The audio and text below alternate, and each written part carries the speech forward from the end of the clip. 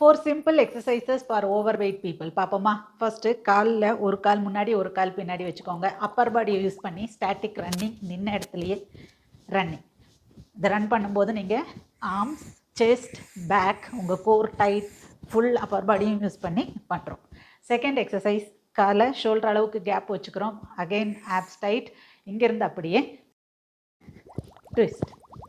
Simple எக்ஸசைஸ்னால் என்ன பண்ணணும்? எல்லாத்தையும் நிறைய ரெப்புடேஷன் பண்ணணும். ஸோ நீங்கள் ஒவ்வொரு எக்ஸசைஸையும் 50 ரெப்ஸ் பண்ணிக்கோங்க. தேர்ட் எக்ஸசைஸ் என்ன பண்ண போகிறோம்?